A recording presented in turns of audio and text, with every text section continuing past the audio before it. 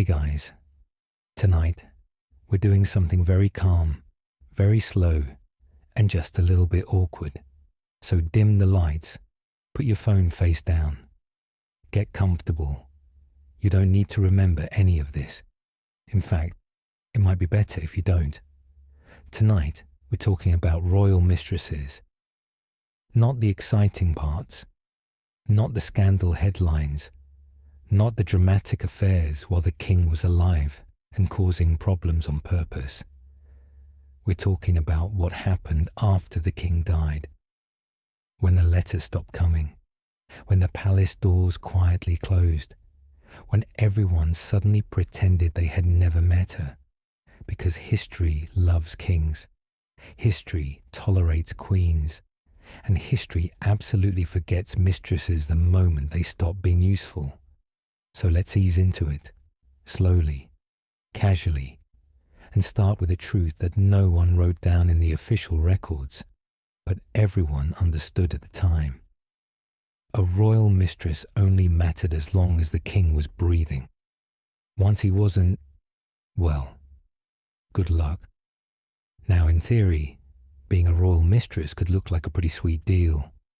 Nice rooms, good food, expensive dresses, jewelry that technically belonged to the crown, but somehow ended up in her drawer, a steady income, and the occasional emotional meltdown from the queen, which, depending on the century, might have been the highlight of the week. But all of this was rented power, borrowed status, a long-term lease with no legal protection, and a very aggressive eviction policy, because mistresses were not wives. They had no contracts, no vows, no safety net.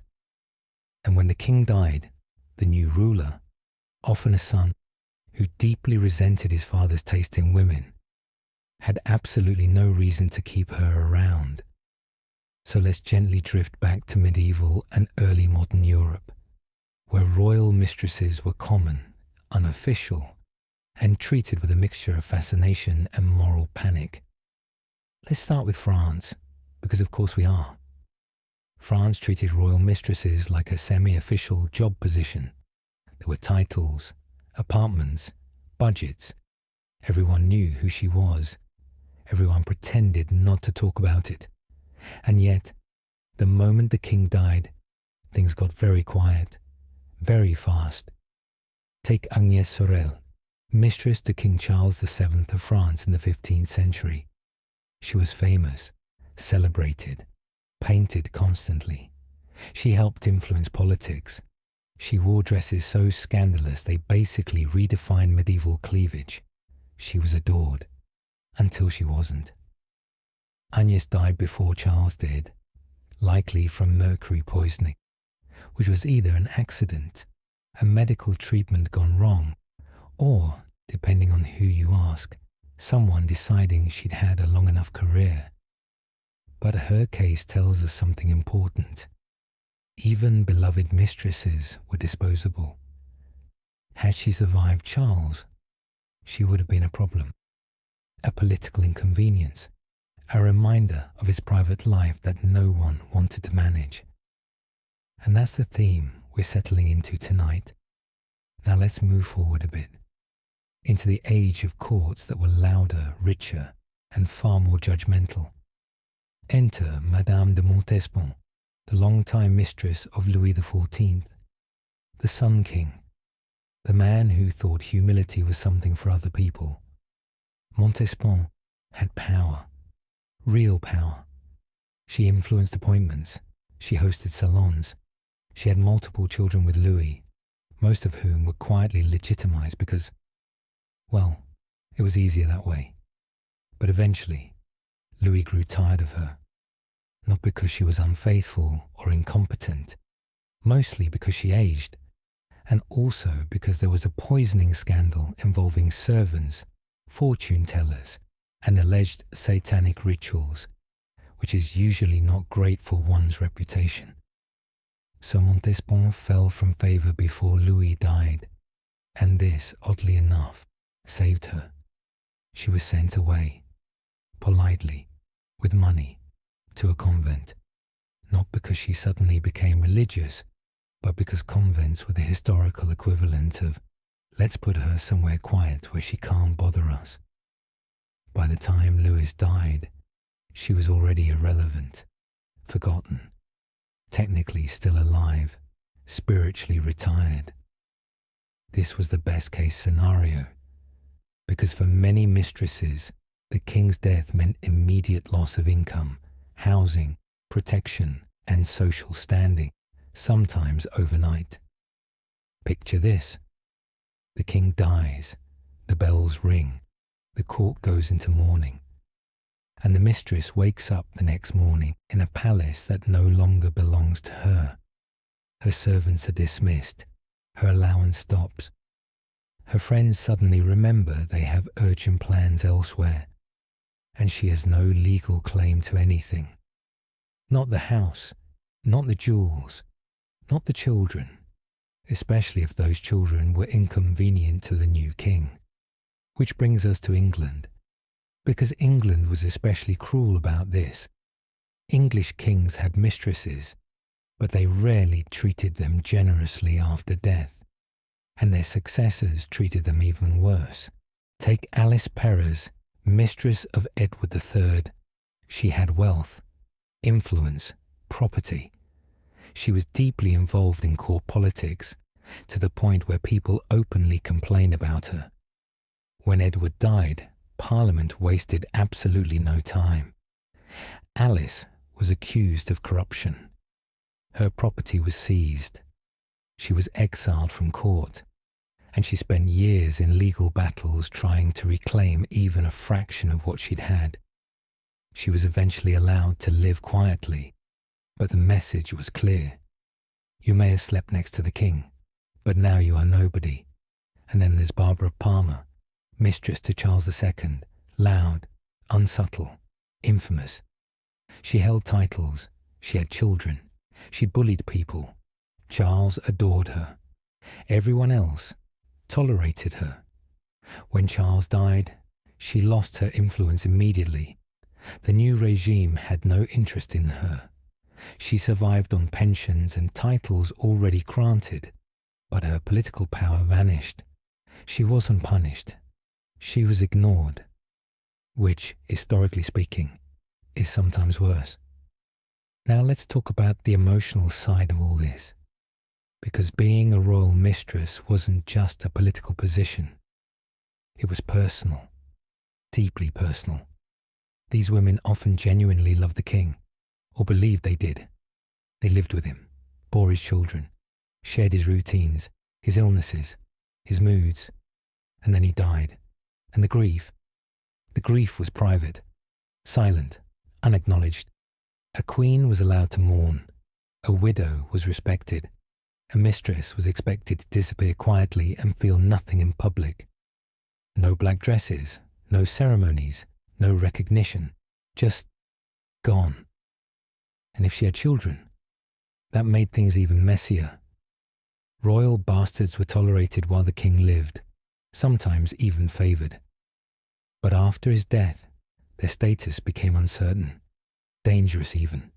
Some were supported. Some were quietly removed from court. Some were shoved into the church or the military and told to be grateful. And their mothers. They were blamed for existing. Now let's gently float over to another royal disaster. Spain. Because Spain took dynastic discomfort and turned it into an art form. Spanish royal mistresses tended to operate in the shadows more than their French counterparts. Public morality was stricter. Appearances mattered, which meant that when a king died, his mistresses had even fewer protections. They were often sent away immediately, married off, hidden, or financially abandoned. Some entered convents, not out of devotion, but because a convent was safer than the outside world for a woman with too much history and too many enemies. Others returned to families that had already written them off. And this brings us to an uncomfortable truth. Many former royal mistresses lived the rest of their lives in quiet poverty, Not dramatic poverty, not starving in the streets, but reduced circumstances, smaller houses, fewer servants, old dresses re-worn and altered, jewels sold quietly, one by one. They became footnotes, a line in a biography, a rumour, and sometimes nothing at all, because historians didn't care what happened to them after the king stopped being alive enough to justify their presence. Which is why we're here tonight, dragging these forgotten endings back into the soft light. Now, not every story ends badly. A few mistresses planned ahead. They secured pensions, property, titles, arranged marriages. They knew the rules. They knew the clock was ticking. And they prepared. But many didn't, or couldn't. They trusted affection over legality, emotion over contracts, which, as history repeatedly shows us, is not a winning strategy. So as you settle deeper into your pillow, just remember this gentle historical lesson. Royal power is temporary. Borrowed status is fragile. And if your entire life depends on one man staying alive forever, history has some bad news for you. And we'll keep drifting through these quiet, uncomfortable endings in the next part. All right, if you're still awake, that's fine. If you're not, even better. Let's gently continue, floating onward through the strange emotional afterlife of royal mistresses, women who once mattered a lot and then very suddenly did not. By the time a king died, the court usually moved fast, faster than grief, faster than decency, faster than anyone asking how the woman who had shared his bed for 20 years was doing. Because courts hate uncertainty. And nothing creates uncertainty like a woman with memories, influence, and no official role.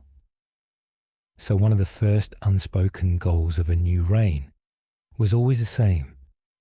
Remove the old king's attachments. Not ceremonially, not dramatically, just efficiently. Sometimes this happened with paperwork, sometimes with polite letters, sometimes with guards at the door saying, "You can't come in anymore." And sometimes the mistress didn't even get that much closure.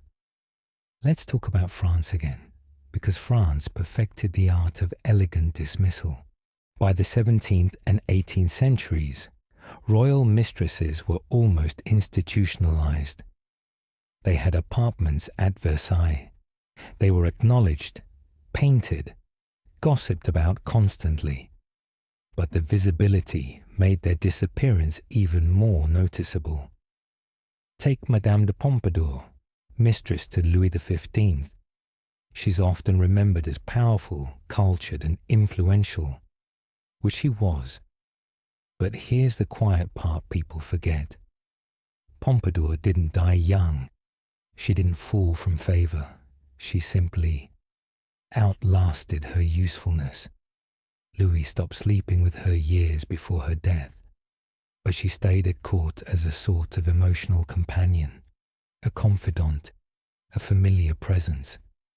This arrangement worked only because Louis was alive and indulgent. Had she survived him, she would have been gone within weeks, because the next king would not have needed her, and the court would have happily erased her to make room for the new order.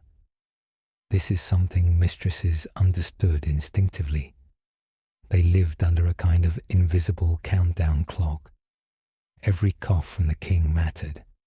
Every illness was terrifying. Every rumor of succession was a warning sign. And this anxiety shaped their behavior in fascinating ways. Some became obsessively careful. Some grew paranoid. Some doubled down on influence, trying to secure pensions, titles, and favors while they still could. And some refused to accept reality. Let's drift over to England again, where denial was not a survival strategy. English courts were smaller, more moralistic in public, less forgiving in private. Mistresses were tolerated, but rarely respected. And when the king died, tolerance ended. One particularly sad pattern appears over and over again in English history. A mistress would spend years living at court. She'd have children. She'd build her identity around proximity to power. And then, after the king's death, she would try to stay. She would linger, write letters, petition officials, and the response was almost always silence, because acknowledging her meant acknowledging the old king's private life, and new regimes hate that. So instead of being expelled violently, many mistresses were simply ignored into irrelevance. Which brings us to the psychological part of this story, the part historians don't love to write about because it's uncomfortable and hard to footnote. What happens to a person when their entire sense of self disappears overnight? Many former mistresses struggled deeply. Some became reclusive. Some turned intensely religious. Some developed what we would now recognize as depression, anxiety, or obsessive behaviors. They weren't allowed to talk about their grief. They weren't allowed to mourn publicly. They weren't allowed to explain who they had been. Imagine trying to move on from a relationship that defined your entire adult life without being allowed to mention it. And now imagine doing that while everyone else pretends it never happened. Now let's float gently to Italy, where things were quieter, subtler, and somehow even colder.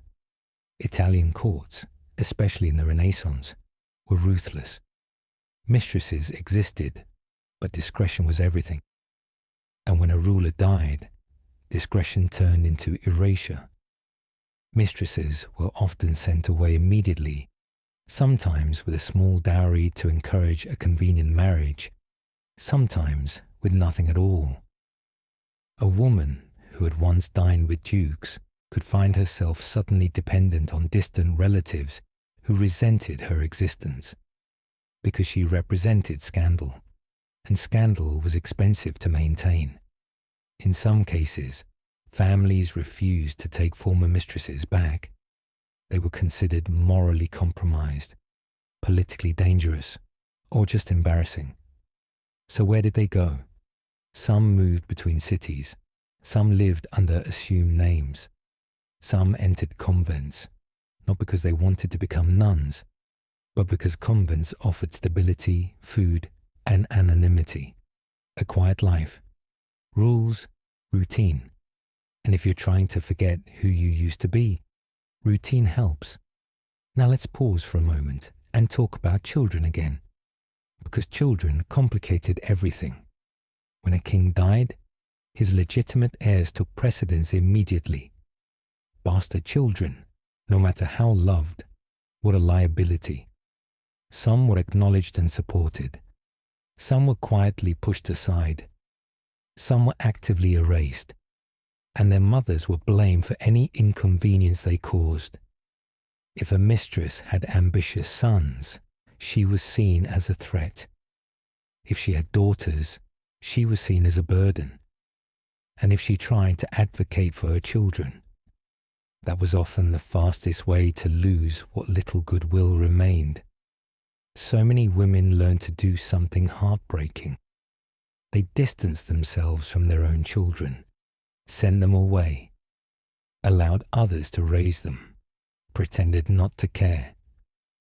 Because caring openly could provoke retaliation. This emotional flattening, the slow dulling of attachment, shows up again and again in letters from former mistresses.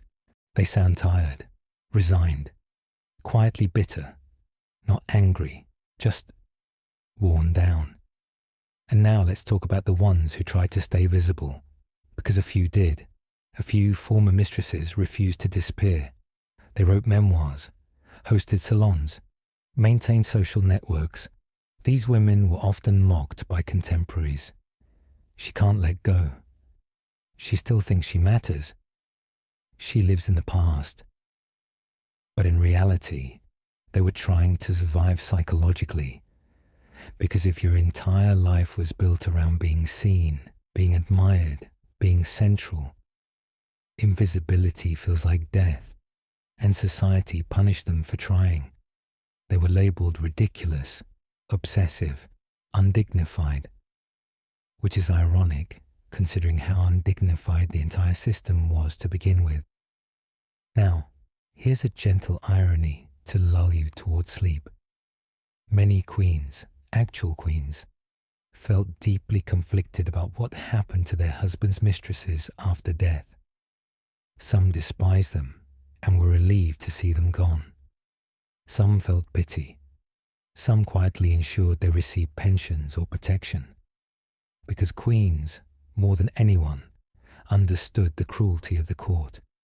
They had lived inside it too.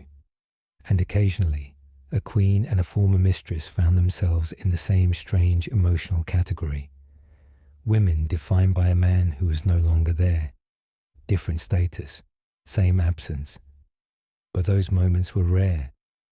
More often, the court moved on. History moved on. And the mistress faded into the background noise of time, which is exactly where we're lingering tonight. In the next part, we'll drift into the even quieter endings. Old age, illness, loneliness, and the strange ways former royal mistresses tried to make sense of lives that once felt important, and then didn't. So don't rush. There's no climax coming. Just more history gently refusing to care. All right, let's keep going. No need to sit up. No need to focus too hard. This part drifts a little, which is kind of the point, because one of the strangest things about former royal mistresses is not how they fell from power. It's how long they lived after that fall. History tends to freeze them at their peak. Young, fashionable, dangerous, the king's favorite. But in reality, many of these women lived for decades afterward. Decades of quiet. Decades of being alive but unimportant. Decades of people vaguely remembering who they used to be, which is a deeply uncomfortable way to exist. So let's talk about aging, slowly, gently, like everything else tonight. When a royal mistress lost her position, either because the king died or because she was replaced, she entered a strange social limbo. She was no longer scandalous enough to be interesting, but still too scandalous to be respectable, too famous to disappear completely, too inconvenient to be welcomed, which meant her later years were often marked by isolation. She might still have money, she might still have a title, but she didn't have purpose, and in courts built entirely around visibility and favor, purpose mattered more than comfort. Let's return to France one more time, because French mistresses aged very publicly. Take Madame du Barry, the last mistress of Louis XV. She rose from obscurity to immense wealth and attention. She was mocked, hated, resented, watched constantly, and then Louis died. Suddenly, de Barry was just there, too famous to ignore completely, too politically awkward to keep close. She was sent away from court, lived quietly on an estate, tried to enjoy her wealth, tried to feel normal, and for a while she did. But her identity had been so closely tied to the king that without him, she didn't quite know how to exist.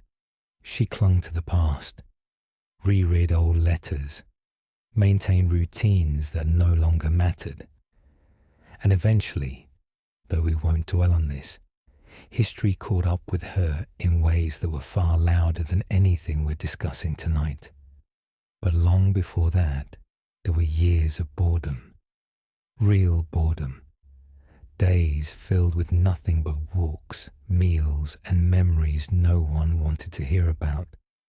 And this pattern repeats everywhere. Former mistresses became excellent at filling time, and selling these objects felt like betrayal. So many didn't.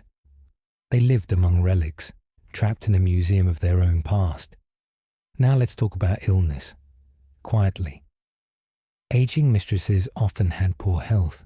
Stress, childbirth, irregular medical care, and emotional strain took a toll. But unlike queens, they received little attention when they became ill. No court physicians rushing in. No public concern. No official updates. They were sick, privately. Some died alone. Some died surrounded by servants who barely knew them. Some died with distant relatives who felt obligated rather than affectionate. And when they died, the reaction was muted. No state funerals, no monuments, no official mourning, just small burials, short notices, and then nothing. And here's the quietest irony of all. Many of these women were remembered better while they were disliked.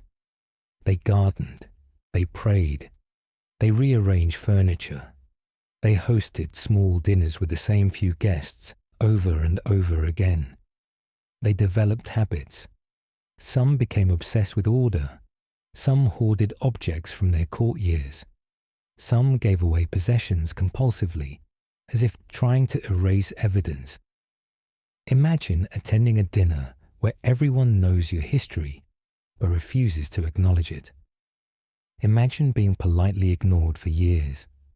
Now imagine that happening until you die. Some women coped by reinventing themselves. They leaned into religion. They became patrons of charities. They styled themselves as wise retired figures. Others never adjusted. They remained emotionally frozen at the moment of their highest importance. Their letters still referenced the king. Their stories still centered on court life. Their sense of self never updated. Which brings us to memory, because memory is a strange companion. Former mistresses lived surrounded by reminders, portraits, jewelry, furniture, houses built for a life that no longer existed, and some simply slept a lot, which honestly feels appropriate for this channel. Now let's gently drift north again, back to England, where aging mistresses were treated with a special blend of politeness and discomfort. English society liked to pretend these women didn't exist once their usefulness ended, which meant older former mistresses often lived in semi-isolation. They weren't invited to major events. They weren't consulted.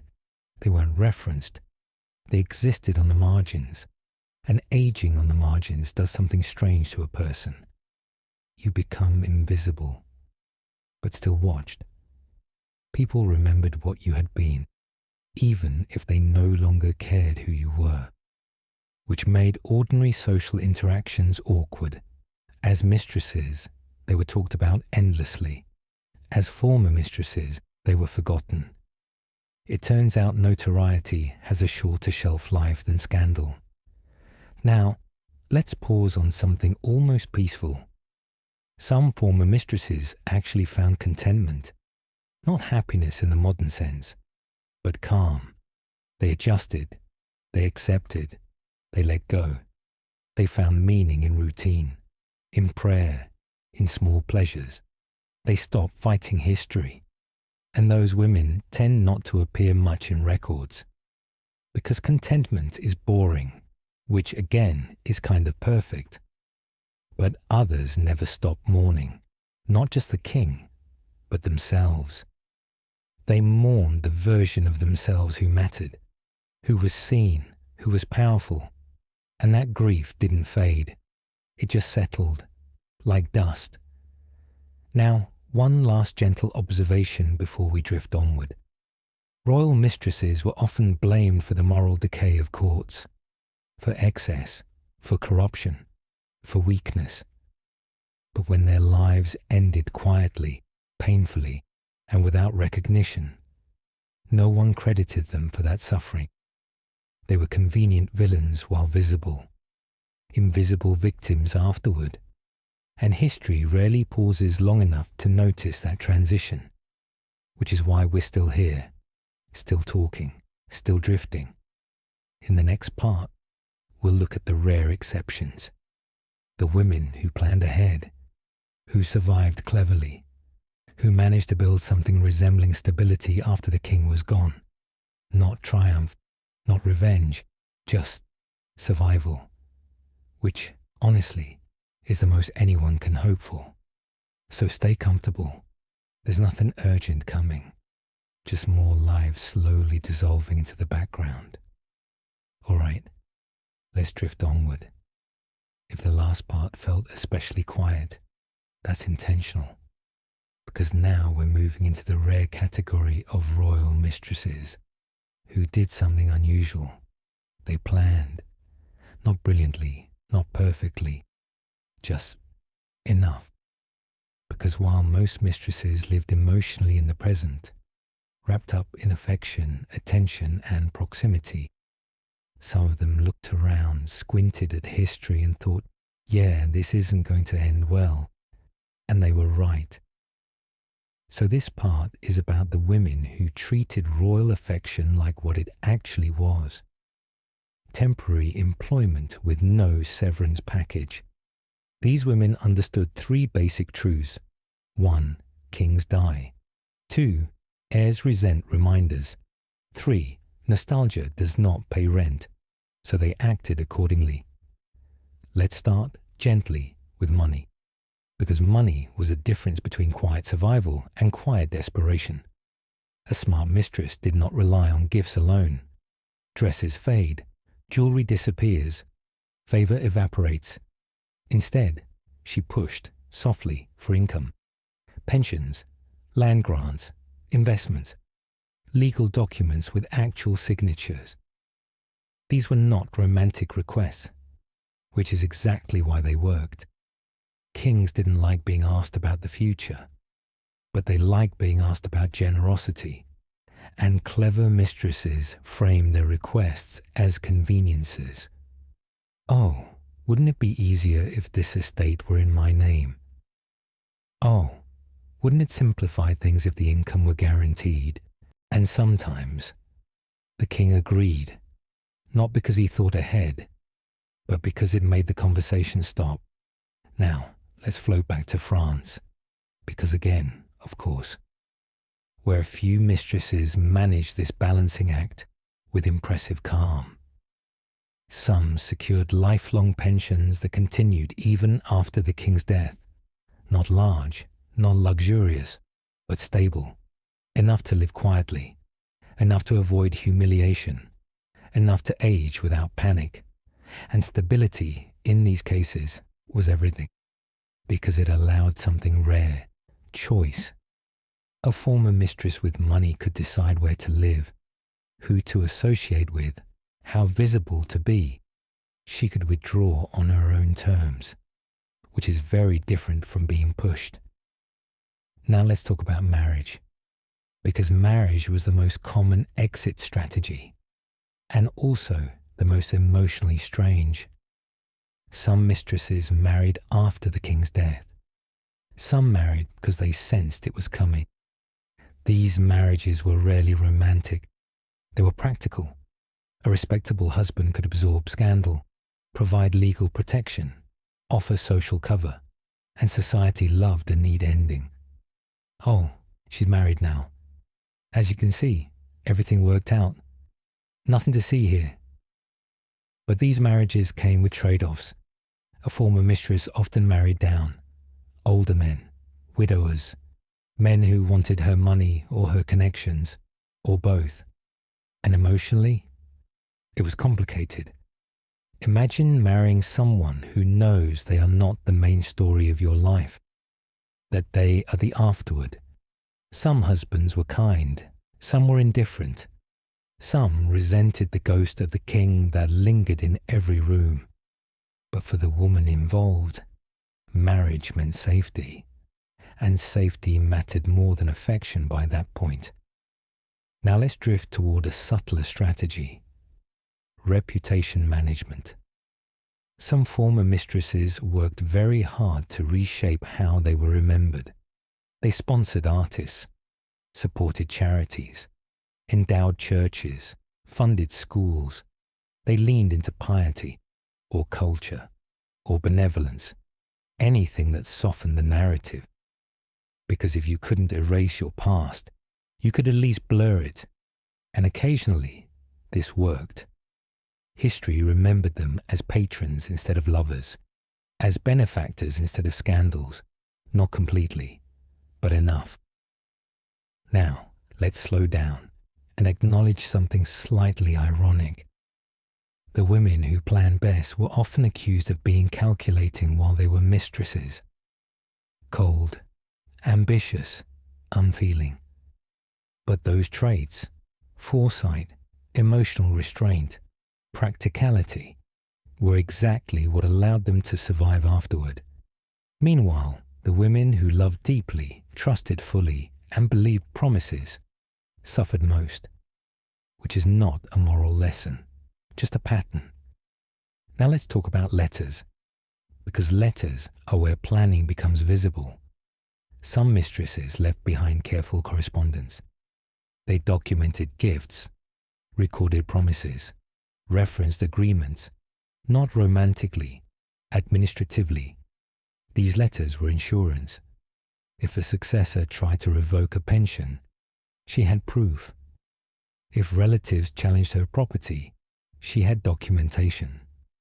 And this kind of foresight saved lives, or at least lifestyles. Now, let's gently acknowledge that even the planners didn't escape everything. They still lost influence. They still lost identity. They still lost relevance. Planning didn't preserve importance. It preserved comfort. And comfort, in old age, is not nothing. Now let's drift briefly to a woman who did something particularly clever. She left, while the king was still alive. This was rare, almost unheard of. Most mistresses clung to their position until it collapsed, but a few sensed the shift early.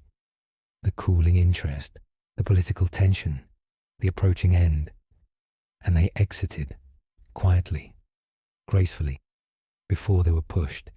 These women often shocked their contemporaries. Why would you leave now? You still matter. You still have access. But that was the point. Leaving while valued preserved dignity, and it meant the court remembered them as composed, not desperate. This strategy didn't guarantee happiness, but it avoided humiliation, which, in aristocratic societies, was often worse than poverty. Now, let's slow down again, because planning required emotional detachment, and that detachment had a cost. Many of these women lived with a constant awareness that their relationship had an expiration date. They loved carefully, they trusted cautiously, they prepared silently, which meant that even at their peak, they were already grieving. They enjoyed the present while bracing for the end. And that creates a strange emotional texture, pleasure mixed with dread, affection mixed with calculation. And yet, it worked better than denial. Now, one last quiet observation before we drift onward. The women who planned ahead were not rewarded with happiness, or fulfillment, or legacy. They were rewarded with something much smaller.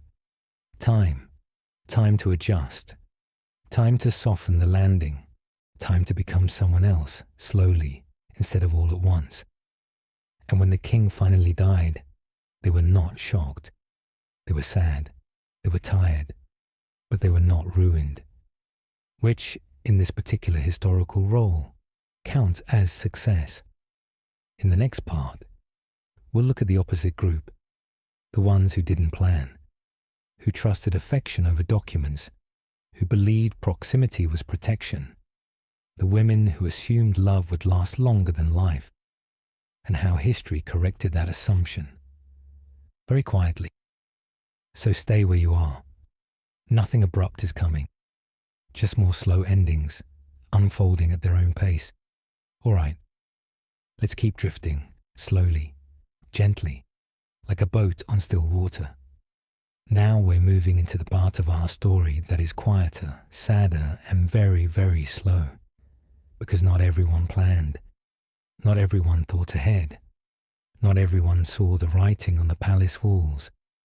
Some women simply trusted the king, loved him, believed his promises, believed that proximity to power was protection, which, historically speaking, was optimistic. Take, for example, Alice Perez again, mistress to Edward III of England. She spent years comfortably ensconced at court. She had influence, property, a sort of soft power, and she trusted that her position was secure. And then Edward died. Suddenly, she was exposed. Her power evaporated overnight. She fought legal battles to retain her property, yes, but the court was not interested in compromise. She had trusted affection and proximity instead of documentation, and history treated her very quietly afterward. Not badly, not well, just existing, which is a pattern we see over and over. Another example comes from France. A mistress may live in a palace wing for years, collecting jewelry, apartments, influence, and affection.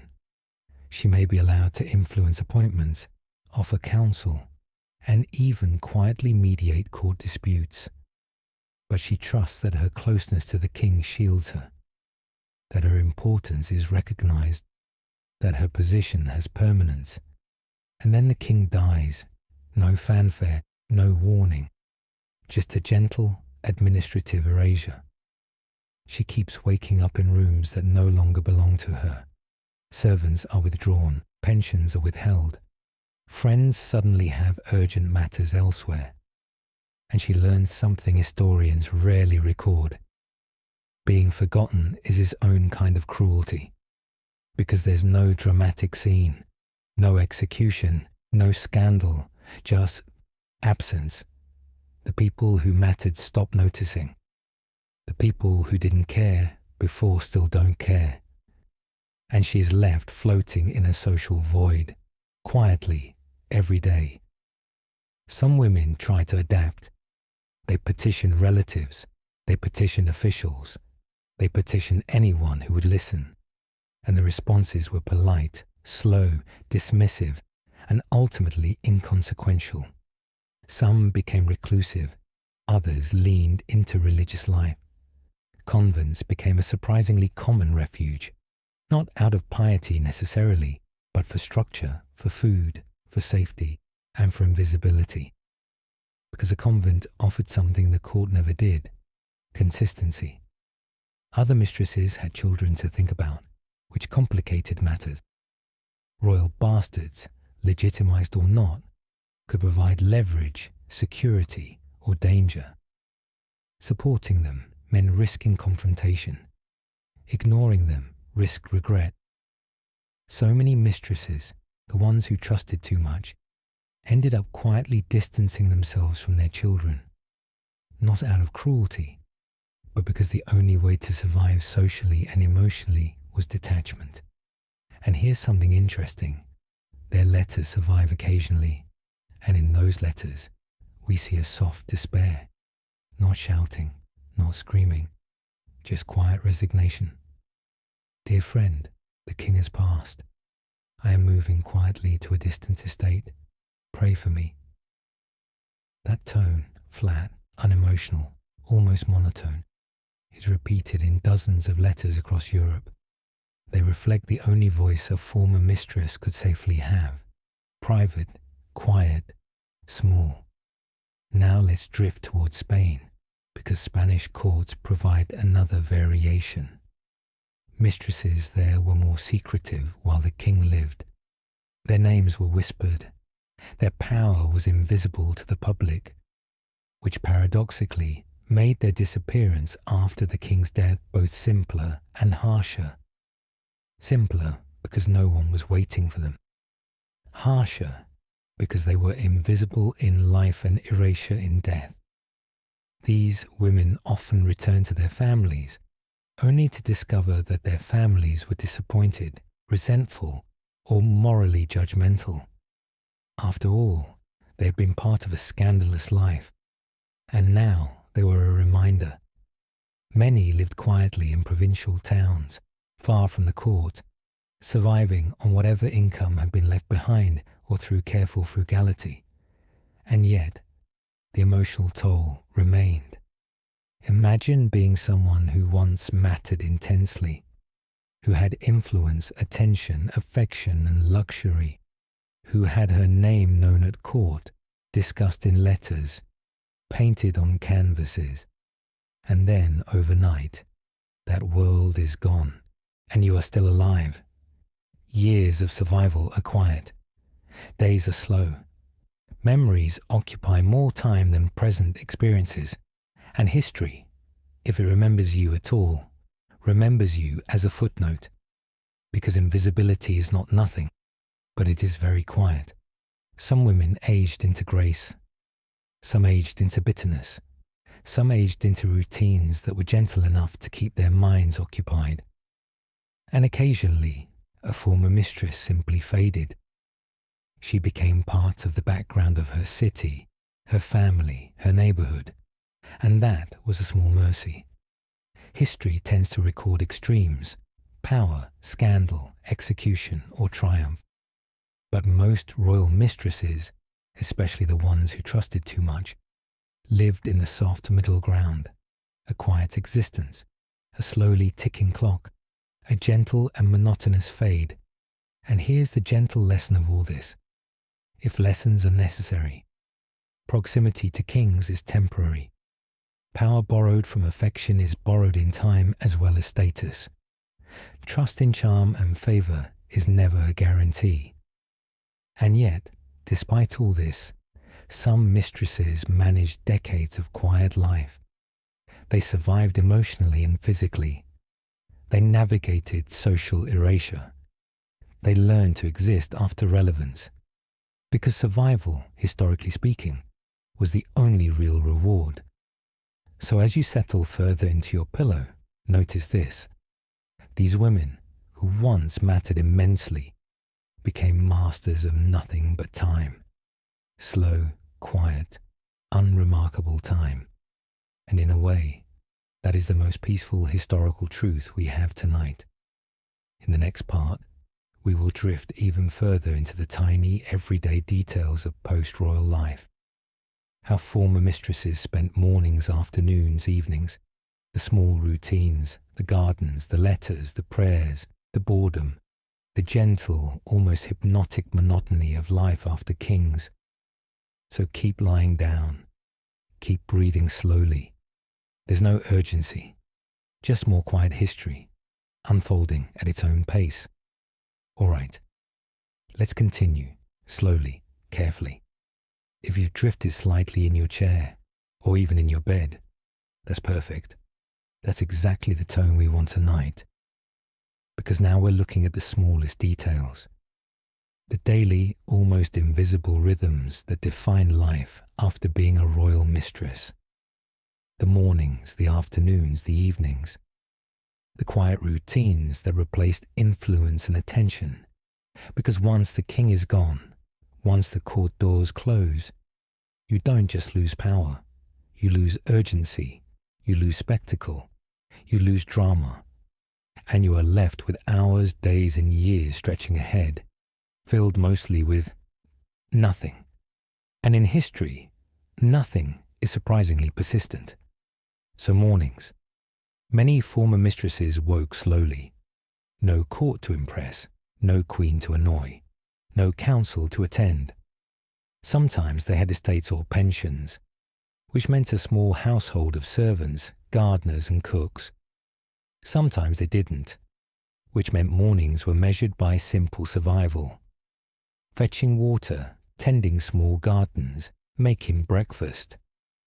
Some former mistresses wrote letters every morning, not passionate letters to anyone in particular, but careful accounts of property, family, finances, or memories. These letters were often unsigned or hidden, preserved more for themselves than for anyone else. Think of it as early journaling with a legalist twist. Other mornings were spent quietly in prayer, not necessarily pious devotion, but as a way to fill the long, empty hours. Chapels or small private oratories became favourite spots. Kneeling, standing, walking slowly up and down stone floors. Soft murmurs, small rituals, counting beads or candles. Anything to impose rhythm on a life that had suddenly become unstructured. Now, afternoons. Afternoons could be deceptively long. In court, every hour had purpose. After the king, many former mistresses discovered the subtle terror of empty afternoons. They might spend hours in gardens, walking slowly, observing flowers, trimming hedges, pacing on gravel paths. Sometimes they had pets, dogs, cats, or birds, which were companions in the absence of attention. Sometimes they read books, often banal, heavy volumes, because lighter ones might remind them too much of past scandal. Some wrote memoirs, but fewer than you might expect. Memoirs were dangerous. They risked offending heirs, powerful relatives, or political figures. And besides, writing could be exhausting, tedious, and emotionally taxing. Other afternoons were simply quiet, sitting by windows, watching servants go about their work, listening to distant church bells, waiting. Evenings were the softest, slowest time. Meals were quiet affairs, sometimes just one or two companions, sometimes alone. Conversation, if it happened, was restrained, polite, careful. Some former mistresses found solace in music, but not loud or dramatic music. Soft harpsichord, quiet lute, or a small organ. Gentle tones designed to soothe, not impress, not command attention. And nights. Nights were for reflection, dreams, and sometimes insomnia. Some women slept well, finally relieved of court stress. Others lay awake, revisiting memories. Conversations long past. Walks through corridors no longer theirs. Gifts now gone. Children distant. Lovers dead. Kings gone. The monotony was punctuated only by small events. A distant cousin visiting. A small inheritance arriving. A letter from a friend. But mostly, life was slow, predictable, quiet. This monotony might seem dull, almost boring history by modern standards. But for these women, it was survival. It was pacing themselves through decades of life that could no longer rely on fame, power, or charm. And in a way, that slow passage of time is one of the most important truths about history. Because history usually remembers scandal, power, and violence. But the quiet endurance of ordinary existence after notoriety is what really shapes a life. Some former mistresses even found comfort in repetition. A daily walk, a cup of tea at the same hour, a favourite window to watch the sunset. Familiarity became a source of security, and slowly, almost imperceptibly, they adjusted. The body too changed. Aging, illness, childbirth complications, stress from courtly life, all caught up eventually. Doctors, if consulted, were few. Treatments were often ineffective or absurdly elaborate, but they gave a routine to days otherwise empty. Yet strangely, some of these women grew wise. Not in a famous way, not in a political way, just in the practical, calm way of someone who has endured years of quiet invisibility. They became masters of subtle influence in small circles, nieces, nephews, servants, distant relatives. Gentle guidance without attention, without notice, is not glory, is not fame, is not even recognition, but is still survival. And as you breathe slowly tonight, it's almost soothing to imagine such lives. Long, quiet, filled with small tasks, tiny routines, and minimal drama. Life after kings could be awful, but it could also be calm, slow, predictable, almost peaceful. In the next part, we'll move into the last decades of life for these women. how some became invisible in history entirely, how a few left small legacies, and how the mundane daily existence became their most enduring story, quiet, gentle, and slowly fading. So lie back. Let your mind follow the slow rhythm of history. There's no urgency here, just soft, unremarkable time unfolding. All right, let's continue, very slowly. No rush, no tension, just soft, quiet history. Now we're moving into the last decades of life for many former royal mistresses, the period when the world has largely stopped noticing you, and the life you once led exists only in memory, or in faint whispers.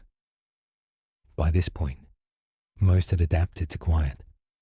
They had routines, small comforts, and occasional visitors, but they were also profoundly aware of fading relevance. The court that once revolved around their existence had moved on. Queens, heirs, and new favourites had filled every space once occupied by charm, beauty, or influence, and sometimes that awareness was almost meditative, slow, reflective, accepting.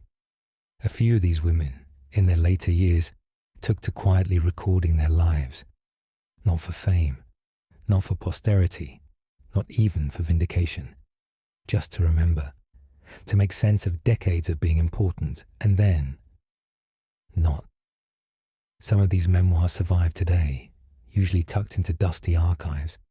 They're full of small, almost boring details, the daily maintenance of a house, the timing of servants' chores, letters exchanged with distant friends, expenses for food, clothing, or pets. Not glamorous, not scandalous, but alive. They give a sense of ordinary survival after extraordinary circumstances. Let's imagine a typical day in the later life of a former mistress. She wakes slowly. Morning light falls through tall windows. A modest breakfast of bread, cheese, maybe some fruit. She listens to birds in the garden. She tends to small plants, pruning, watering, carefully arranging flowers. Each movement is deliberate, comforting. A reminder that she still exists in the physical world, even if her social world has vanished. Letters may arrive occasionally, small notes from children, distant friends, or acquaintances. Nothing urgent, nothing exciting, but enough to break the long, quiet hours. Afternoons are spent in reflection, in soft reading, or in prayer. Some women meditated, some wrote journals, some simply watched the light change in a particular window. The rhythm of days became a quiet meditation on survival, routine, and adaptation. Evenings are calm, meals are small. Entertainment, if any, is gentle. A lute, a harpsichord, humming along to the tunes she remembers. Occasionally, a friend or relative may visit. Conversation is polite, soft, restrained. And nights are the longest. Sleep is sometimes fitful, sometimes deep. Dreams are tinged with memory, glimpses of court, of kings, of attention, of luxury, of scandal. And yet, mornings always return. The quiet continues. The slow, almost imperceptible rhythm of life goes on. Some mistresses passed away surrounded by family. Some were entirely alone. Some were buried quietly with a modest ceremony. No fanfare, no monument, no heralded recognition. History barely noticed. And that in itself is fascinating, because history loves drama, attention, and power. But it rarely records quiet survival, subtle endurance, or the long, slow decline of relevance. Yet that is the reality for most former royal mistresses. They were once central figures, and then gently erased. A few did leave legacies, small ones, children who carry forward a name, a memory, or a title. Donations to religious institutions, estates carefully managed and passed on, mentorship to nieces or relatives, small, quiet marks on a world that had otherwise moved past them. But the vast majority simply faded, and fading, while unexciting, is remarkable in its own way. To survive decades after intense attention, to adjust to invisibility, and to navigate the monotony without catastrophe, that is a subtle triumph. And so, as we slowly conclude this section, let's acknowledge the strange dignity of these lives. Not the kind that gets painted on canvases or celebrated in history books, but the kind that persists quietly in the margins. Life after kings was for most long, monotonous, reflective, and unremarkable. And in that quiet existence, there is a rhythm, a calm, a gentle inevitability. In the next part, we will gently explore some particularly notable exceptions. The mistresses who tried to reclaim influence, the ones who wrote memoirs to shape memory, and the few who found ways to convert fleeting favor into small, lasting stability. So stay comfortable, keep your breathing slow, let history drift over you like a soft, unchanging tide. Nothing startling is coming, only the quiet unfolding of forgotten lives. All right, let's drift onward slowly, no urgency, just soft, quiet history. So far, we've floated through the lives of former royal mistresses who disappeared quietly, who trusted too much, who aged into monotony. But not all of them faded entirely. A few found ways to leave a subtle mark, tiny legacies, almost invisible to the world, but meaningful to themselves. These women were rare, not brilliant, not triumphant, just careful, deliberate, and sometimes slightly cunning. One common strategy was memoir writing. A mistress might survive the king, survive the court, and survive scandal, but she could still shape memory through her words. Memoirs were often modest, factual, even dry. They recorded dates, gifts, agreements, and relationships, not for fame, not for revenge, not for literary immortality, but as insurance, a way to ensure that if anyone ever cared, the story would be told from her perspective. Some of these memoirs survive today. They are unremarkable on the surface.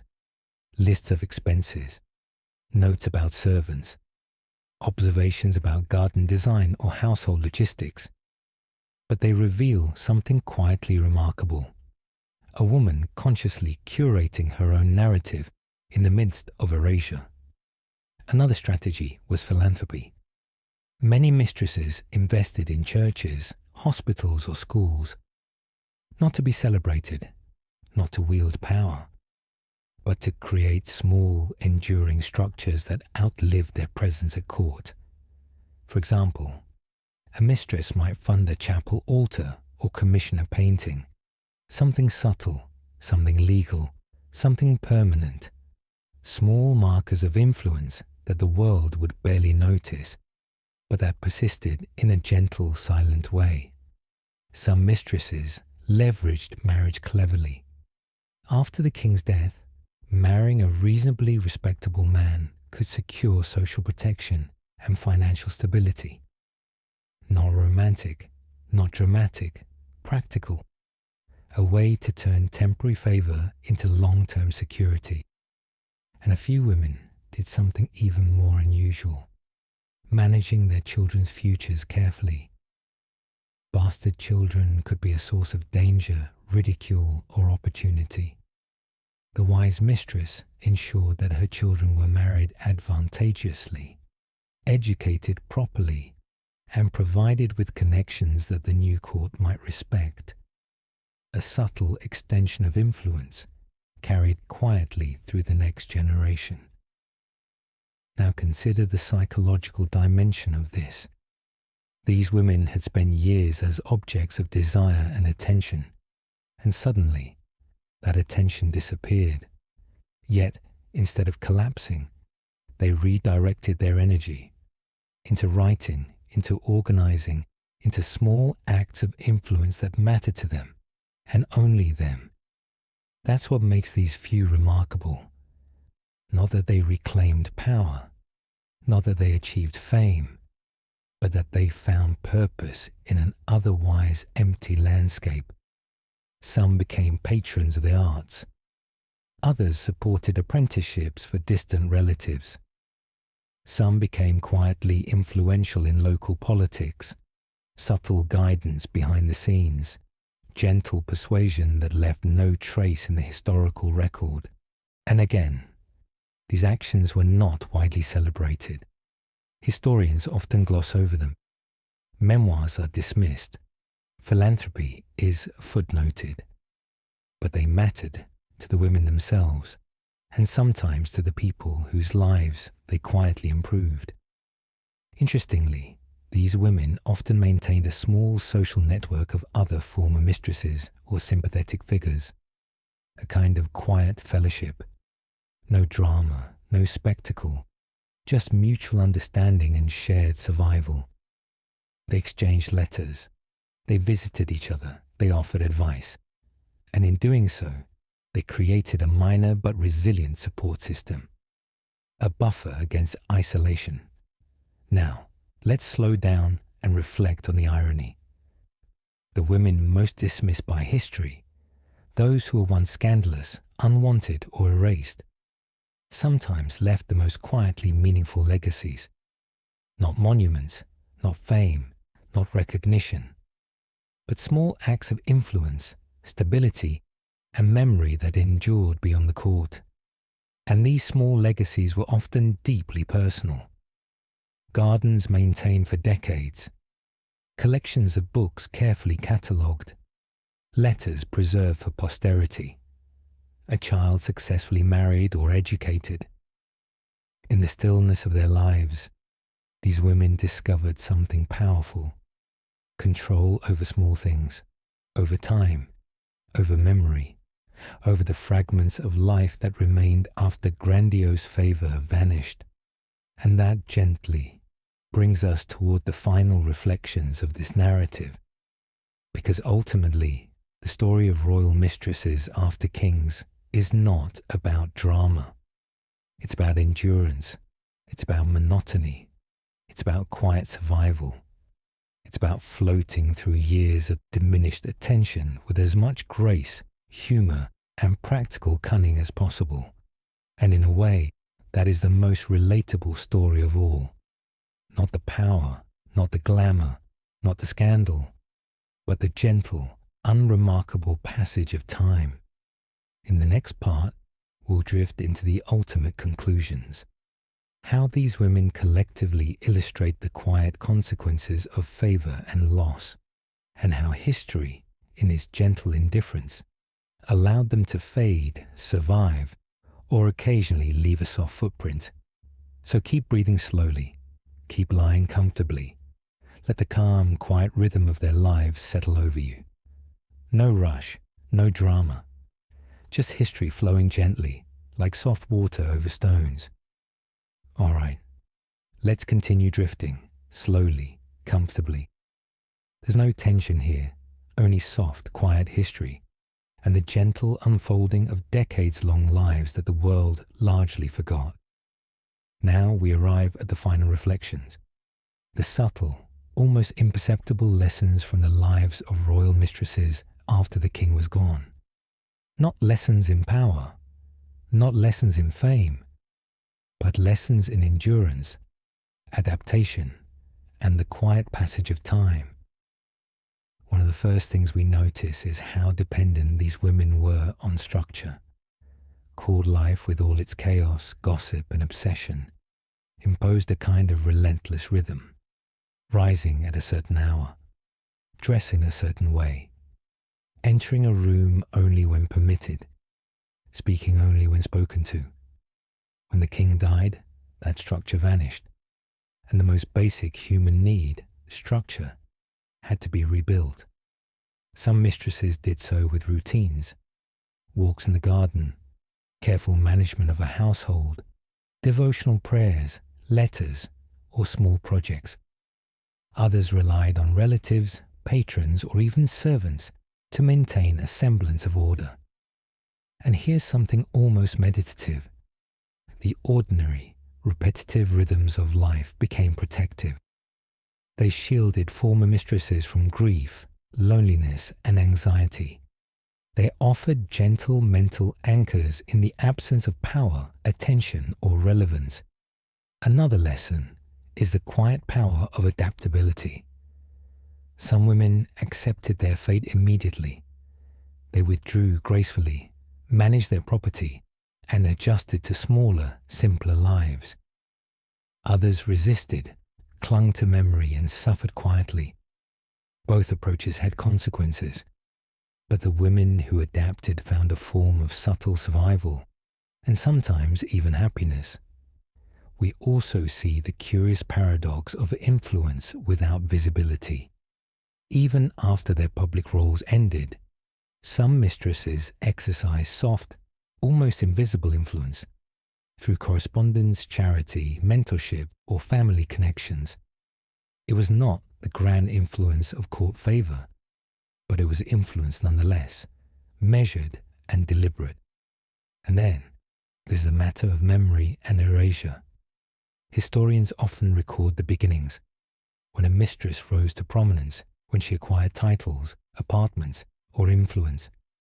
But the endings, quiet, unremarkable, slow, are far more common and, in a sense, more human. Most mistresses are remembered only as footnotes or anecdotes. The majority were erased, not with violence, but with gentle indifference. This erasure has its own rhythm. It's slow, imperceptible, and strangely, it mirrors the natural passage of time. Attention fades, memory fades, and only small traces remain. A name in a ledger, a portrait tucked away, a letter preserved in a dusty archive, now gently floating back to individual experiences. Some mistresses found peace, a quiet estate, a modest income, the company of loyal servants or distant relatives. Some took joy in small repetitive pleasures, tending a garden, feeding birds, reading a favorite book, arranging flowers, or simply watching light shift across the walls. Others never truly found peace. Their emotional lives were tethered to vanished kings, vanished attention, vanished relevance. And in those cases, we see decades of quiet suffering, letters filled with subtle bitterness, journals documenting the slow passage of time, the obsessive cataloguing of memories. And yet, even in suffering, there is calm. Nothing dramatic happens, no sudden events, no shocking conclusions, just life flowing onward. And perhaps that is the final lesson. Life after attention, after power, after fame, after love, is not necessarily eventful. It is slow, repetitive, and sometimes soothing. It is also, historically speaking, deeply relatable, because everyone eventually experiences endings of various kinds, relationships, positions, phases of life. And most of the time, these endings are quiet, unnoticed, and unremarkable. So we can gently appreciate the lives of these women, not for drama, not for scandal, not for triumph, but for endurance, subtlety, and quiet adaptation. They remind us that history is not only made in palaces, battlefields, or coronations. It is also made in small, mundane, repetitive acts that sustain life after the world has stopped watching. Finally, let's drift into the softest observation of all. History is indifferent. It does not reward, punish, or remember evenly. It records extremes. And yet, life unfolds regardless. The quiet persistence of former royal mistresses is a testament to that. They endured, adapted, survived, faded, and sometimes left traces that only the patient and attentive can notice. And in that gentle unfolding, perhaps there is a strange comfort. Because if history is vast, indifferent, and monotonous, then our own small, quiet lives, with their routines habits, and memories are just as natural, just as valid, and just as enduring in their own way. So as you continue to lie down, breathe slowly, and let your mind float, remember, the story of royal mistresses after kings is not about drama, scandal, or power.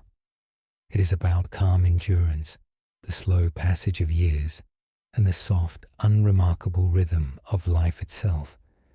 And if your eyelids are heavy now, that is exactly the effect history should have tonight. In the next part, we will drift even further into final reflections, small anecdotes, and the subtle ironies of a life once central and now quietly peripheral.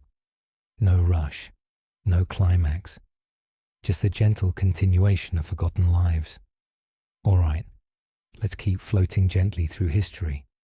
No sudden movements, no surprises, just slow, soft observation. Now we turn to some small anecdotes, the kind of quiet, almost mundane stories that reveal how former royal mistresses really lived after the kings were gone. These are not dramatic tales of revenge or scandal, just small, almost imperceptible moments that tell us something about human life, endurance, and quiet survival. For example, consider a mistress in her later years who became obsessed with keeping track of candles. She counted them each morning, not because of superstition or ritual, but because it gave her a small sense of control in a life where power had vanished. Some historians mention it almost dismissively, but we can imagine the gentle rhythm it created. Light a candle, watch it burn, note its end, repeat tomorrow. Small, repetitive, reassuring. Another woman reportedly insisted on rearranging her furniture frequently. Chairs, tables, even portraits were shifted just slightly every week. Again, not for visitors, not for display, just to assert some agency in her day. The king was gone. The court had moved on, but she still existed, and the world could not touch the order she created.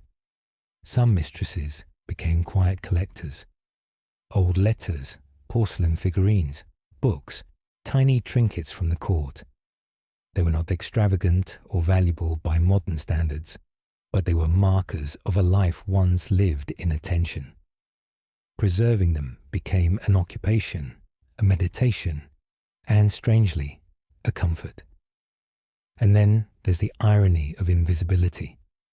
A woman once whispered about, painted, envied, and discussed in salons and courts could spend her final decades largely ignored.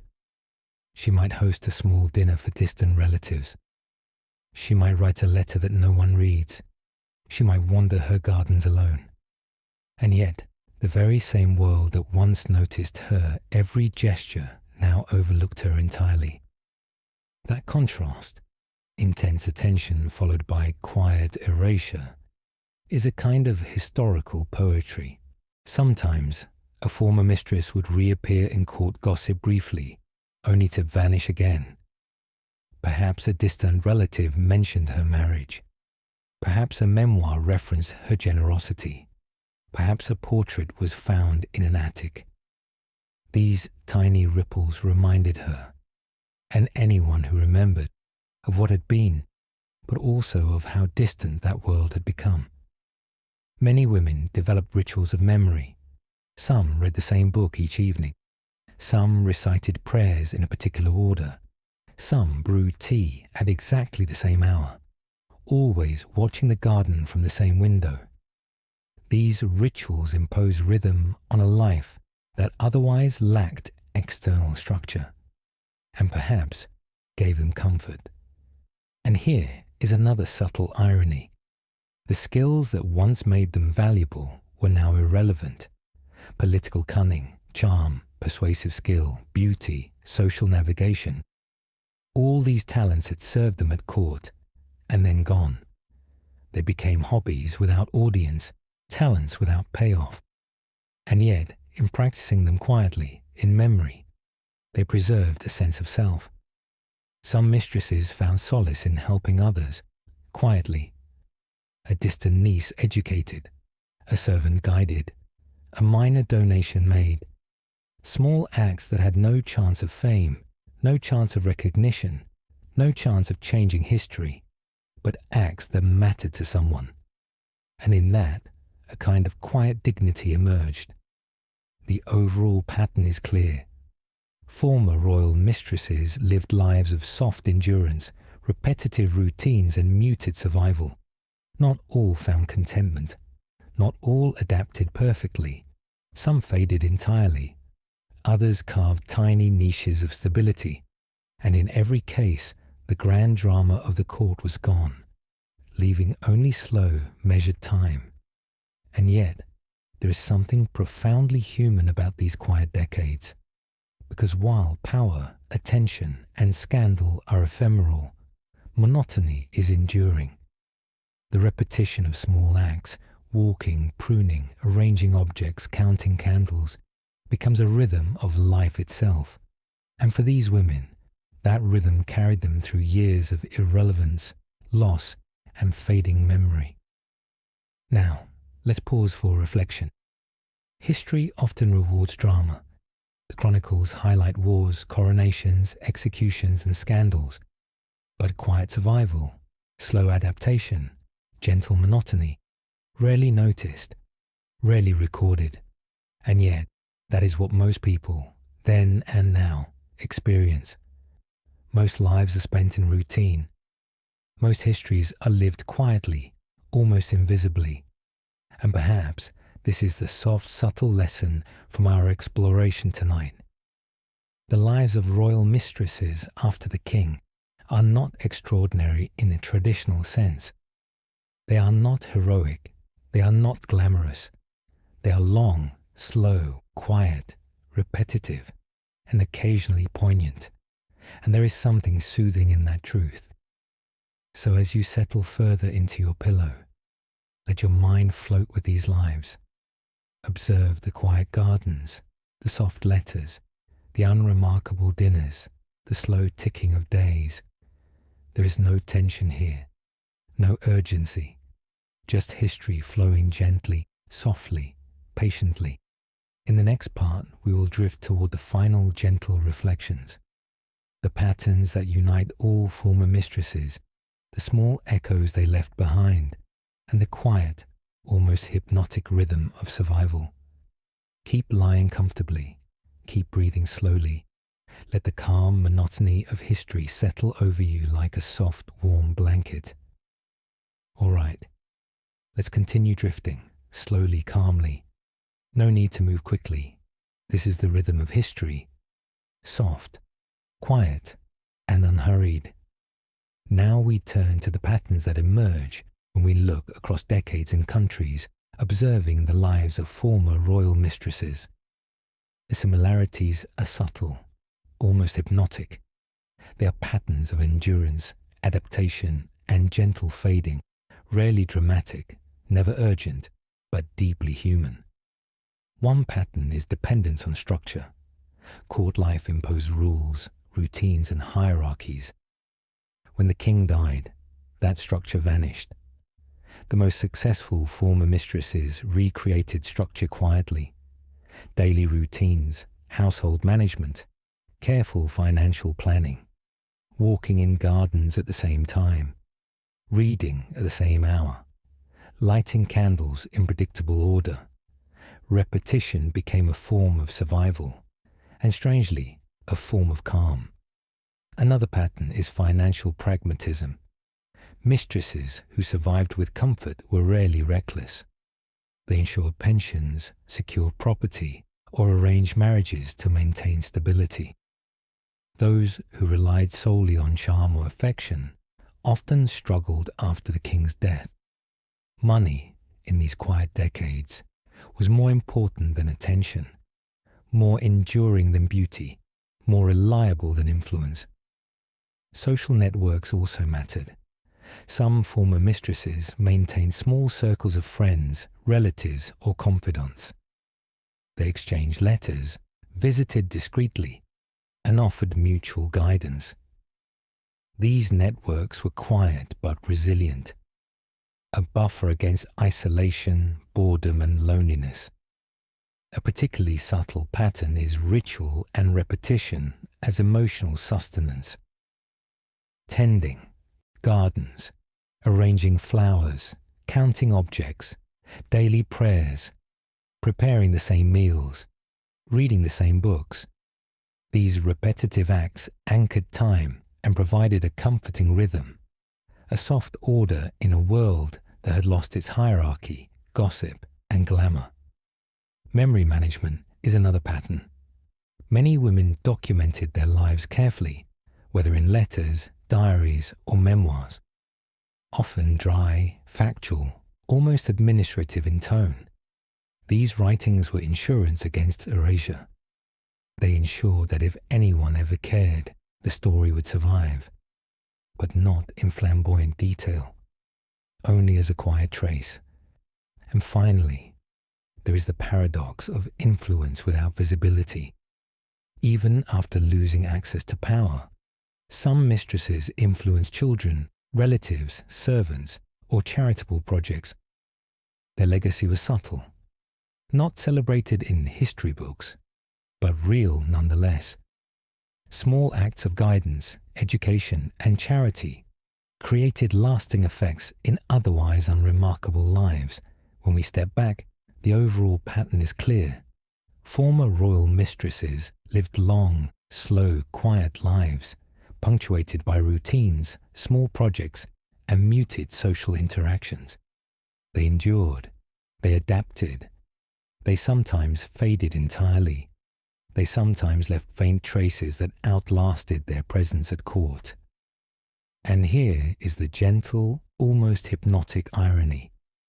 History often records the beginnings, the rise to favour, the scandals, the wealth, the attention. But the endings, the decades of quiet monotony, the soft fading, the subtle survival, these are rarely noted. And yet, that is the reality for most women in this position. Consider the psychological texture of this existence. Endings are long, they're quiet, they are repetitive. They consist of hundreds of small acts.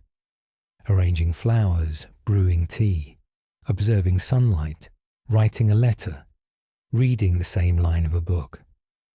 They are almost hypnotic, almost meditative, and they persist far longer than the drama of courts or kings. This is why, as we drift along this narrative, the lives of former mistresses are strangely soothing. They offer a model of survival that is slow, deliberate, and gentle. Life continues, time passes, attention fades, and yet life, small, repetitive, quiet life, goes on. Some women found contentment in these routines. Some tolerated them. Some endured with quiet resignation. But all provide a window into the subtle art of living after influence, after charm, after attention, after kings. And as you breathe slowly tonight, notice the rhythm of their lives. Slow, repetitive, patterned, gentle, and almost meditative. This is history that does not shock, history that does not thrill, history that lulls, history that whispers. In the next part, we will explore a few of the final historical footnotes, the last mentions of former mistresses in records, letters, and memoirs. Tiny details that hint at decades-long endurance, subtle adaptation, and quiet fading into oblivion. So keep lying comfortably. Let your breathing synchronize with the soft pulse of history. There is nothing dramatic ahead, only gentle continuation, only quiet lives unfolding slowly, softly, patiently. All right, let's continue, slowly, gently, letting the soft current of history carry us. No rush, no drama, just quiet, deliberate storytelling. Now we drift toward the last traces of these lives, the final footnotes, the tiny hints left behind in letters, estate inventories, memoirs, and casual mentions in official records. These are not grand events. They are almost invisible, but they tell us everything we need to know about the gentle fading of former royal mistresses. For many, the final mentions are mundane. A ledger noting a pension payment, a small gift of silverware, a quiet acknowledgement of age or illness. The king is gone. The court has moved on. And now, history records them in increments of survival rather than grandeur. One former mistress might appear in a distant relative's diary. Visited Aunt M. Today, she remains cheerful, though quieter than ever. The garden thrives. Simple, soft, almost forgettable, but profoundly human.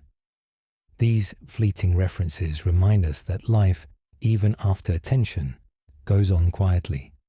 Some letters survive, carefully preserved by descendants or archivists. They often read like administrative reports. I received your gift of linens. The children are well. I walked in the garden twice today. Flat, calm, monotone. Not dramatic, not scandalous, but persistent. These small traces, mundane though they are, provide a rhythm to their final decades, a subtle heartbeat beneath the fading surface of history. A few mistresses left minor philanthropic marks, a donation to a local convent, a small endowment for a school, a gift to a servant. Nothing monumental, nothing to make history books, but enough to indicate thought, care, and continued presence. Even as the world forgot them, they quietly shaped small corners of it. And there is an irony here, soft and almost poetic. The women once discussed in court whispers, painted by artists, envied and admired, were often remembered in history by the smallest, quietest detail. A candle counted, a flower pruned, a letter sent, a bed made. Some names vanish entirely. Others persist only as a name in a ledger. The once powerful, the once beautiful, the once influential, all reduced to almost nothing. And yet their lives endured, in the quiet routines that kept them alive and in the faint traces that survive for the patient observer. Let's float over to one more example. A French mistress of Louis XIV, whose life after the Sun King's attention ended, was almost entirely unremarked. She lived decades in a small estate outside Paris. Her garden thrived. She walked slowly along its paths. She corresponded with distant relatives. She counted candles. She preserved a few letters. And she faded, slowly, softly, like evening mist over the Seine. And that, in a way, sums up the story of nearly every royal mistress after their king. The slow, gentle decline from prominence to quiet survival. The lives that were once sensual, scandalous, or luxurious became soft, patterned, repetitive, and almost invisible.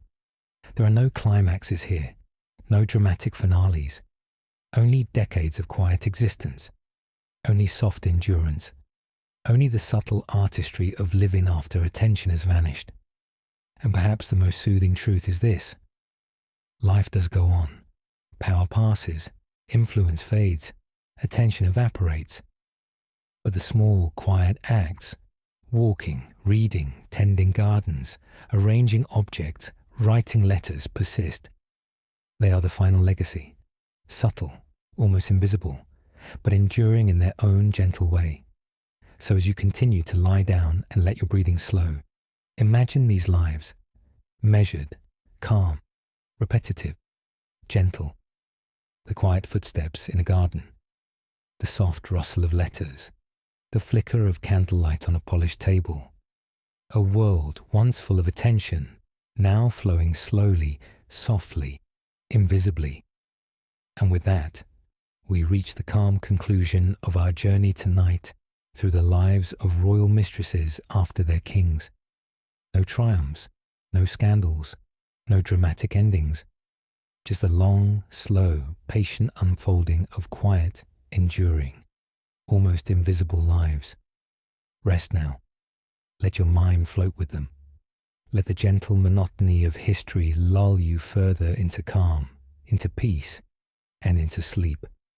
If you want, I can continue with part 13, extending the script toward the full 1.5-hour length by slowly detailing individual mistresses' final decades, their gardens, letters, and routines, with that same hypnotic monotone storytelling style, layered with subtle humor and dry commentary, so the video reaches 11 to 13,000 words. All right. Let's continue slowly, softly, letting the gentle rhythm of history guide us. No drama, no urgency, just quiet lives unfolding, one small detail at a time.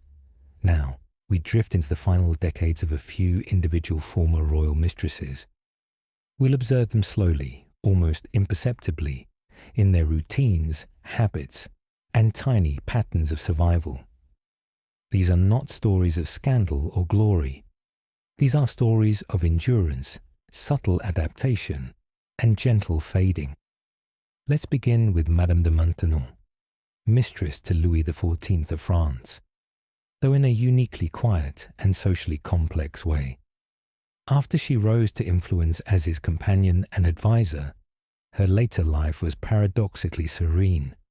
She managed the king's charitable projects, oversaw educational institutions, and corresponded with convents. Her daily routine was carefully structured: early prayers, letters, visits to the schools she supported, long walks in her small gardens. There were no courtly intrigues in these years, no grand salons, just long hours filled with quiet work and quiet reflection. And she endured, with subtle satisfaction, long after the Sun King's attention had shifted elsewhere. Next, let's drift to Barbara Villiers, mistress to Charles II of England, known in her day for flamboyant charm and scandalous influence. After the king's death, her life slowed considerably. She retained some property in a small household, but no longer wielded the same social sway. Her days were filled with walking her gardens, counting expenses meticulously, occasionally writing letters to distant friends or children, and quietly observing the ebb and flow of life around her.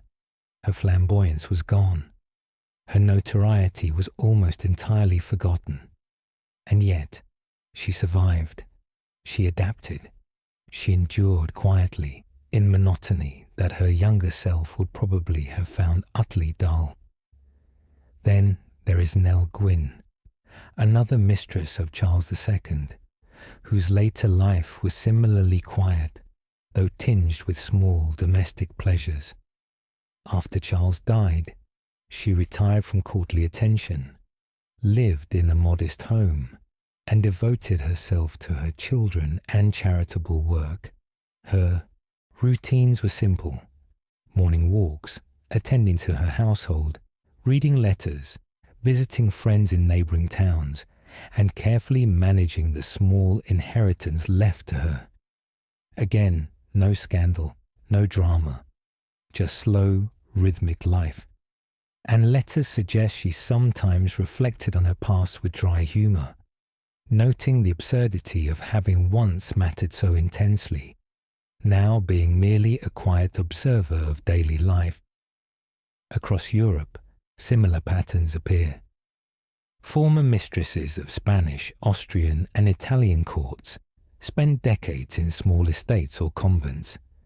They tended gardens, wrote letters, sometimes tutored children, or quietly collected books and trinkets.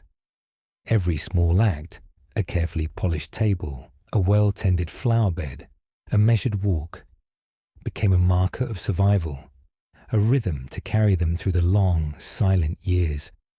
And here is the subtle, almost hypnotic truth. In the absence of attention, every mundane act becomes significant: folding laundry, sweeping floors, pruning roses, brewing tea, arranging chairs, counting candles. These acts, though ordinary, created structure, purpose, and continuity. We also see the quiet humor and reflection that some of these women retained. Letters occasionally contain gentle sarcasm, remarks on the absurdity of courtly rules, the fickleness of kings, the vanity of former rivals. Dry humor survived even in obscurity, a soft human resilience. Some mistresses maintained correspondence with other former mistresses or distant relatives. Letters were polite, careful, often administrative. Yet in them, one can sense companionship, mutual understanding, and a recognition of shared endurance. They became small, quiet support networks, almost invisible, but persistent, and there is an almost meditative quality to these lives. Rising in the morning, tending a garden, reading a familiar book, writing a few letters, counting candles, observing sunlight through a window, all repetitive, calm, soft. Days flowed into weeks, weeks into months, months into years. Time became a gentle river, carrying them forward, slowly, imperceptibly. Some women lived into old age this way, decades after their prominence. Their lives are rarely noted in history books. Portraits may survive. A few letters may be archived. But the vast majority of their existence is silent, repetitive, invisible. And that, strangely, is the most human story of all. So as your breathing slows, imagine these quiet decades, the gardens, the letters, the small household tasks, the gentle monotony. A life once full of attention, now flowing softly and unremarkably, yet enduring, patterned, and strangely comforting in its rhythm. In the next part, we'll continue with more individual case studies, exploring even subtler routines, how some former mistresses spent evenings, how they organized objects, and how small daily decisions became the markers of survival and quiet dignity. Lie back. Let the soft pulse of history carry you further. No excitement, no urgency, just gentle, steady time unfolding. All right, let's continue slowly with the same calm, unhurried pace. Imagine yourself drifting alongside these lives, watching decades unfold in gentle, repetitive rhythm. Now, let's focus on evening routines. Those soft, quiet markers that shaped the final decades of former royal mistresses. Daytime might be filled with walks, letters, or small household management. But evenings were slower, softer, almost meditative. Many mistresses developed fixed rituals. Some would light a series of candles, carefully noting how many burned down, how long they lasted, and which ones flickered. It sounds trivial, almost absurd, but in those small acts, they created structure and calm. Every flicker, every soft glow was a quiet rhythm in an otherwise monotonous life. Others arranged furniture or objects repeatedly, shifting chairs, tables, and trinkets with almost obsessive precision. These movements were not for display or for visitors. They were small assertions of control. In a life once dictated by kings and courtiers, moving a chair 5 inches to the left became a subtle, satisfying act of independence. Evenings often included reading familiar books, heavy tomes, collections of letters, devotional texts, or memoirs.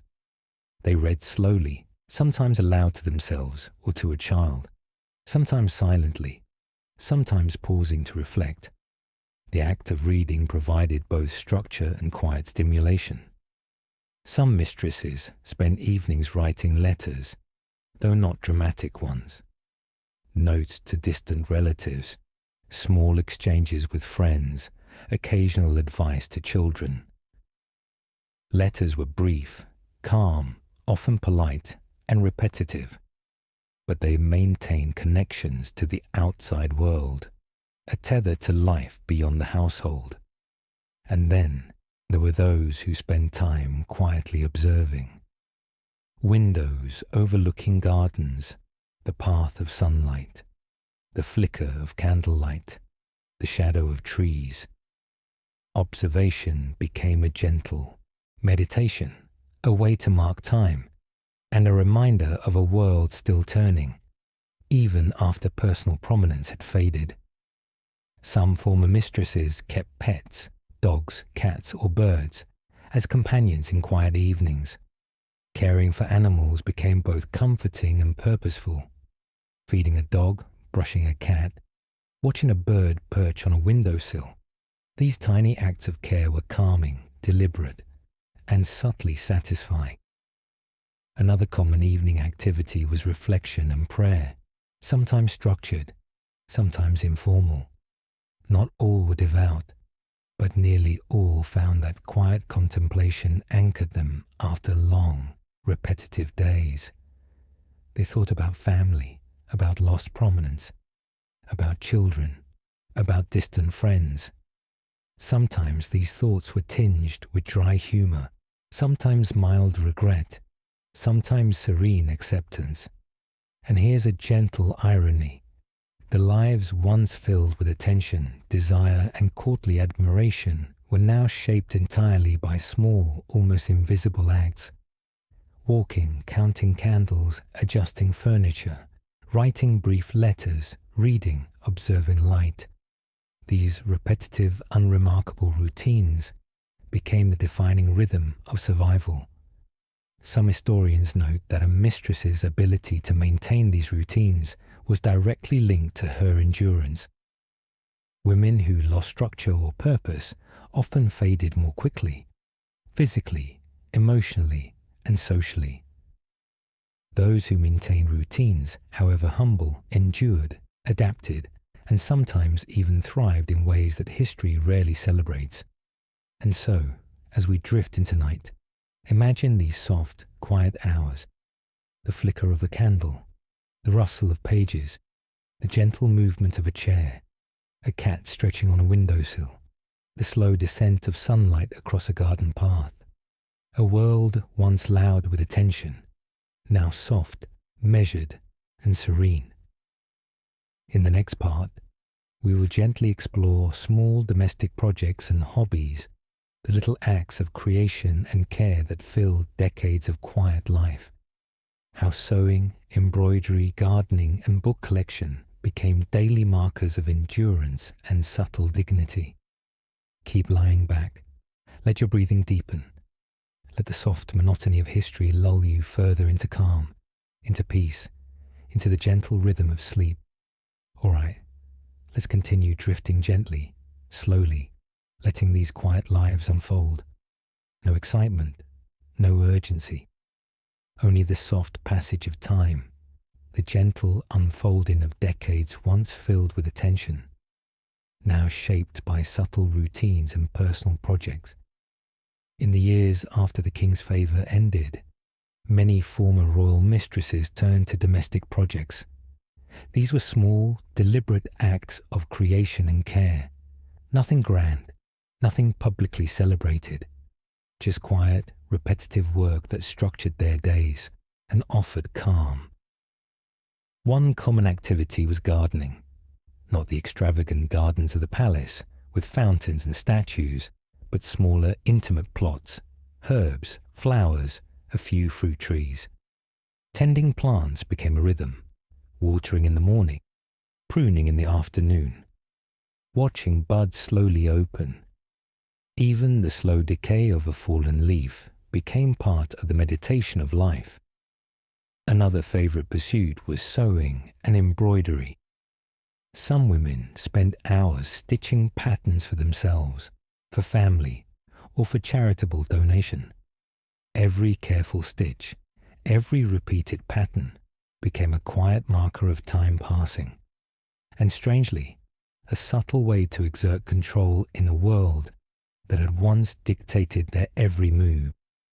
Book collection and cataloguing was another gentle hobby. Former mistresses often preserved letters, manuscripts, and small volumes, arranging them carefully on shelves, recording them in inventories, sometimes reading aloud, sometimes silently. These books became companions, markers of memory, and small islands of quiet knowledge. Some women developed small artistic hobbies, painting simple scenes, sketching flowers, or even crafting small items for friends and relatives. Nothing ambitious, nothing intended for fame, just the soft satisfaction of creation, repetitive and calming. Others managed household improvements, arranging furniture, repairing simple items, organizing cupboards. Again, nothing public or spectacular, but in these acts, a sense of agency was preserved. Each small adjustment was a quiet assertion of control over a life that had once been dictated by royal whims. Cooking and preserving food also became daily rituals. Simple meals carefully prepared, jars of preserves or dried herbs, bread baked slowly. These routines, repetitive and necessary, offered both structure and subtle pleasure. Observing time pass through the growth of bread, the fermentation of wine, the ripening of fruit. This was their connection to natural rhythms. Many former mistresses also devoted time to mentoring younger relatives, teaching etiquette, reading lessons, or passing on practical knowledge about household management. Not public instruction, not influence at court. Private, quiet, often invisible guidance that helped structure lives beyond their own. And here's an interesting pattern. Ritual and repetition dominated almost every activity. Whether pruning a rose, stitching a pattern, or counting candles, repetition became both soothing and purposeful. Life slowed to a gentle rhythm, predictable and reassuring. Each small task became a heartbeat in the long, quiet years. Occasionally, a mistress might receive a visitor, a distant friend or niece. Even these interactions were calm, measured, polite. Conversation was soft, almost mundane. And after visitors departed, she returned to her own rhythms, the daily acts that marked her time and preserved her subtle dignity. And so, in these quiet hobbies, in these small domestic projects, we see the enduring pattern of survival, structure, repetition, purpose, and subtle joy. The lives of former royal mistresses were no longer defined by attention or glamour. They were defined by the quiet cultivation of existence, by deliberate, gentle acts that allowed them to endure decades after their relevance had faded. Imagine now, as you lie comfortably, the soft flicker of a candle over a neatly arranged garden, the rustle of embroidery in gentle hands, the faint scent of herbs drying in the sun, pages turning softly, chairs adjusted with care. These are the lives that history often overlooks, but they endured, they mattered, they quietly persisted. In the next part, we will continue drifting, focusing on children, distant family connections, and subtle social influence. How former mistresses preserved a sense of continuity and soft legacy through the next generation. Keep breathing slowly. Let the calm, repetitive rhythm of history guide you deeper into gentle contemplation. And if your eyes are heavy, let them drift closed as you absorb the quiet lives of those who once mattered immensely. And here's an interesting pattern. Ritual and repetition dominated almost every activity. Whether pruning a rose, stitching a pattern, or counting candles, repetition became both soothing and purposeful. Life slowed to a gentle rhythm, predictable and reassuring. Each small task became a heartbeat in the long, quiet years. Occasionally, a mistress might receive a visitor, a distant friend or niece. Even these interactions were calm, measured, polite. Conversation was soft, almost mundane. And after visitors departed, she returned to her own rhythms, the daily acts that marked her time and preserved her subtle dignity. And so, in these quiet hobbies, in these small domestic projects, we see the enduring pattern of survival, structure, repetition, purpose, and subtle joy. The lives of former royal mistresses were no longer defined by attention or glamour. They were defined by the quiet cultivation of existence, by deliberate, gentle acts that allowed them to endure decades after their relevance had faded. Imagine now, as you lie comfortably, the soft flicker of a candle over a neatly arranged garden, the rustle of embroidery in gentle hands, the faint scent of herbs drying in the sun, pages turning softly, chairs adjusted with care. These are the lives that history often overlooks, but they endured, they mattered, they quietly persisted. In the next part, we will continue drifting, focusing on children, distant family connections, and subtle social influence. How former mistresses preserved a sense of continuity and soft legacy through the next generation. Keep breathing slowly. Let the calm, repetitive rhythm of history guide you deeper into gentle contemplation. And if your eyes are heavy, let them drift closed as you absorb the quiet lives of those who once mattered immensely.